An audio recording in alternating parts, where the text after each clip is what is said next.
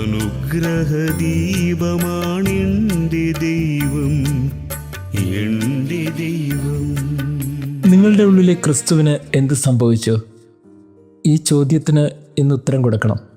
കാര്യം ഇന്ന് യേശു ജനക്കൂട്ടത്തോട് ചോദിക്കുന്ന ഒരു ചോദ്യമുണ്ട്. ആരും വിളക്ക് കൊളുത്തി പാത്രം കൊണ്ട് മൂടുകയോ കട്ടിലിനടിയിൽ വയ്ക്കുകയോ ചെയ്യുന്നില്ലല്ലോ. യേശു ഇത് പറയുമ്പോൾ വളരെ കൃത്യമായിട്ട് യേശു പല പ്രാവശ്യം പറഞ്ഞിട്ടുണ്ട്, ഞാനാണ് ലോകത്തിൻ്റെ പ്രകാശം. അങ്ങനെയാണെങ്കിൽ ക്രിസ്തുവാകുന്ന ഈ പ്രകാശത്തെ നമ്മൾ നമ്മുടെ വീടിനകത്ത് എവിടെയാണ് വച്ചിരിക്കുന്നത്? നമ്മുടെ ഹൃദയത്തിനകത്ത് എവിടെയാണ് വച്ചിരിക്കുന്നത്? അതാണ് ചോദ്യം. എന്നിട്ട് യേശു കൃത്യമായിട്ട് പറയുന്നൊരു കാര്യം ഇത് തന്നെയാണ്, പീഠത്തിന് മേലല്ല വയ്ക്കുന്നത്. അതിന് കാരണം മറ്റുള്ളവർക്ക് പ്രകാശം നൽകണം. അതുകൊണ്ട് നിങ്ങൾ കട്ടിലിനടിയിലോ പാത്രത്തിനകത്തോ മൂടി വയ്ക്കരുത്. യേശുവാകുന്ന ഈ പ്രകാശത്തെ നമ്മൾ വയ്ക്കുന്ന ഇടത്തെക്കുറിച്ചാണ് ഇന്നത്തെ ചോദ്യം. ഒരു വീടിനകത്ത്, ഒരു ഹൃദയത്തിനകത്ത് ക്രിസ്തുവിന് എവിടെയാണ് നമ്മൾ പ്ലേസ് ചെയ്തിരിക്കുന്നത്? യേശുവിന് കൊടുത്ത ഇടത്തെക്കുറിച്ച് ചോദ്യം ചെയ്യുമ്പോൾ നിങ്ങൾ യേശുവിന് വേണ്ടി എന്തുമാത്രം യാത്ര ചെയ്തു, എന്തുമാത്രം കാര്യങ്ങളോട് നിലപാടുകൾ പുലർത്തി, എന്തുമാത്രം അവന് വേണ്ടി സമയം ചിലവഴിച്ചു? ഇങ്ങനെ ഒത്തിരി ചോദ്യങ്ങൾ ആ ചോദ്യത്തിനകത്തുള്ള ഉത്തരങ്ങളായി കണ്ടെത്തേണ്ടതാണ്. അങ്ങനെയാണെങ്കിൽ ഈ പ്രകാശം എന്തുമാത്രം ഇപ്പോൾ ജ്വലിക്കുന്നുണ്ട്? ലിയോ പാപ്പ ഈ ദിവസങ്ങളിൽ വളരെ മനോഹരമായൊരു വാക്യം പറയുകയുണ്ടായി. ആ സ്റ്റേറ്റ്മെൻറ്റ് ഇങ്ങനെയാണ്: സുവിശേഷം പ്രസംഗിക്കുക എന്നുള്ളതാണ് എൻ്റെ ആത്യന്തികമായ ലക്ഷ്യം. കാര്യം ലിയോ പാപ്പ പറഞ്ഞത് ലിയോ പാപ്പയുടെ ജീവിതത്തെ മാത്രം ആസ്പദമാക്കിയല്ല, ഓരോ ക്രൈസ്തവൻ്റെ ജീവിതത്തെ ആസ്പദമാക്കിയാണ്. ഈ ക്രിസ്തുവിനെ ജീവിതത്തിൽ വെളിച്ചമാക്കി കാട്ടേണ്ടത് വചനത്തിലൂടെയാണ്, സുവിശേഷത്തിലൂടെയാണ്, നല്ല ജീവിതം ജീവിക്കുന്നതിലൂടെയാണ്. അങ്ങനെയാണെങ്കിൽ ഈ മറ്റുള്ളവർക്ക് ക്രിസ്തു എന്തുമാത്രം പ്രകാശമായി മാറുന്നുണ്ട്, നമ്മൾ എന്തുമാത്രം ആ ക്രിസ്തുവിനെ നമ്മൾ മറ്റുള്ളവർ കാണുക ഉയർത്തി വയ്ക്കുന്നുണ്ട്. ഇന്നത്തെ തലമുറയ്ക്ക് വിശ്വാസമില്ല എന്നൊക്കെ ചിന്തിക്കുന്നത് വെറുതെയാണ്.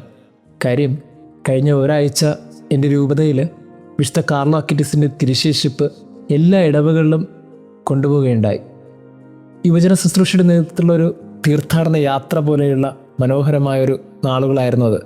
അതിൽ ഇതുമാത്രം ജനങ്ങളാണ് തടിച്ചു കൂടുന്നത്, ഇതുമാത്രം പേരാണ് ഒരു വിശുദ്ധൻ്റെ മാധ്യസ്ഥ അപേക്ഷിച്ച് ഒട്ടിൽമേൽ നിന്ന് കരഞ്ഞ് പ്രാർത്ഥിക്കുന്നത്. ഇത് ഒരാഴ്ച വലിയൊരു ജനക്കൂട്ടത്തെ സാക്ഷ്യം കണ്ട നാളുകളായിരുന്നു. അങ്ങനെയാണെങ്കിൽ കർത്താവിൻ്റെ കാര്യവുമായി ബന്ധപ്പെട്ട് എന്തു തന്നെ സംഭവിച്ചാലും ആളുകൾക്കൊക്കെ നല്ല ക്ഷമയുണ്ട്.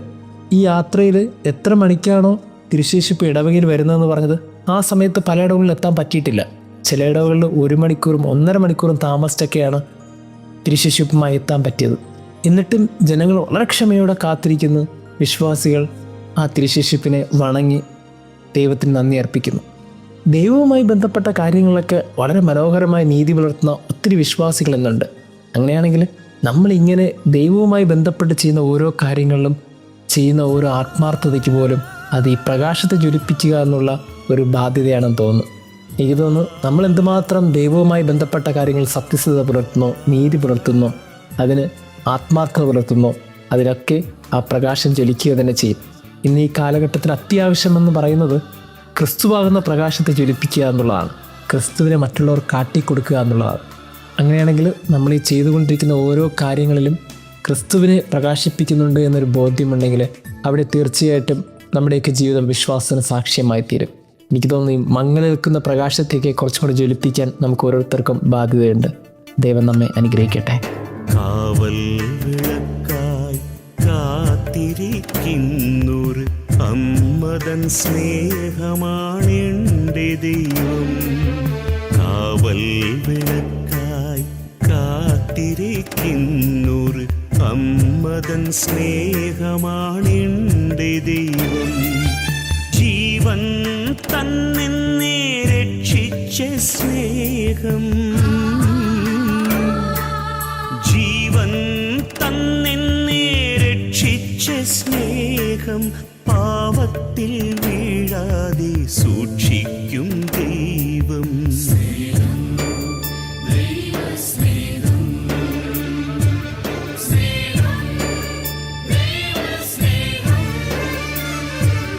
കാവൽ വിളക്കായി കാത്തിരിക്കുന്നൊരു അമ്മതൻ സ്നേഹമാണെൻ്റെ ദൈവം.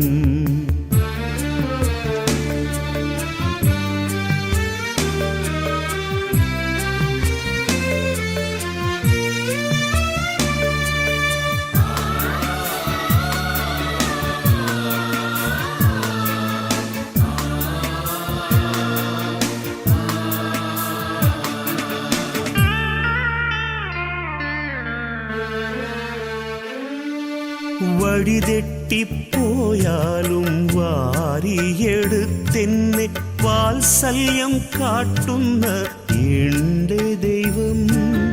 വഴിതെറ്റിപ്പോയാലും വാരിയെടുത്തെന്നെ വാത്സല്യം കാട്ടുന്ന എൻ്റെ ദൈവം.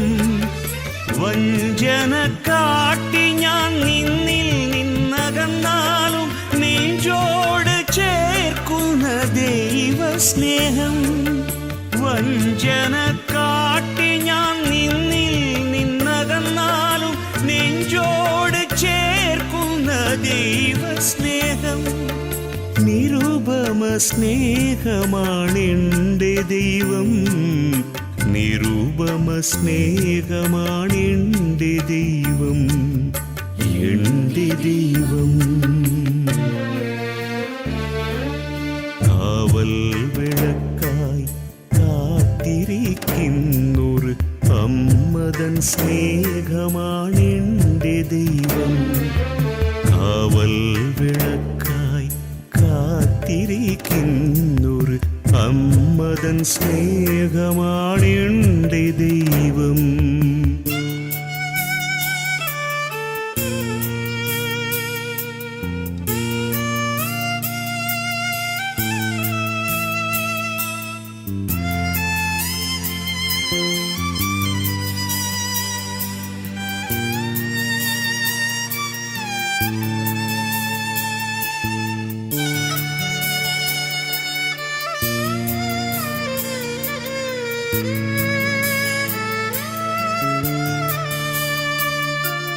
സ്വാർത്ഥത നിറഞ്ഞ എൻ ജീവിത വഴികളിൽ തണലായി മാറുന്ന ദൈവസ്നേഹം. സ്വാർത്ഥത നിറഞ്ഞ എൻ ജീവിത വഴികളിൽ തണലായി മാറുന്ന ദൈവസ്നേഹം. ജീവിതമോഹങ്ങൾ നിന്നിൽ സമർപ്പിച്ചൻ നിൻ മകനായി നിന്നിൽ ലയിച്ചിടുന്നു. ജീവിതമോഹങ്ങൾ നിന്നിൽ സമർപ്പിച്ചൻ നിൻ മകനായി നിന്നിൽ ലയിച്ചിടുന്നു. അനുഗ്രഹ ദീപമാണെൻ്റെ ദൈവം. അനുഗ്രഹ ദീപമാണെൻ്റെ ദൈവം, എൻ്റെ ദൈവം. കാവൽ വിളക്കായി കാത്തിരിക്കുന്നൊരു അമ്മതൻ സ്നേഹമാണെൻ്റെ ദൈവം. കാവൽ വിളക്കായി കാത്തിരിക്കുന്നൊരു അമ്മതൻ സ്നേഹമാണെൻ്റെ ദൈവം. ജീവൻ തന്നെ രക്ഷിച്ച സ്നേഹം. ജീവൻ തന്നെ രക്ഷിച്ച സ്നേഹം. പാവത്തിൽ വീഴാതെ സൂക്ഷിക്കും ദൈവം.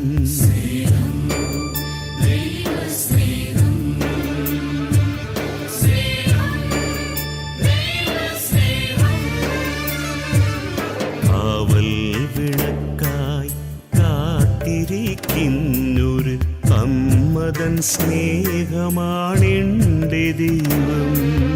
കാവൽ വിളക്കായി കാത്തിരിക്കുന്നൊരു അമ്മതൻ സ്നേഹമാണെൻ്റെ ദൈവം.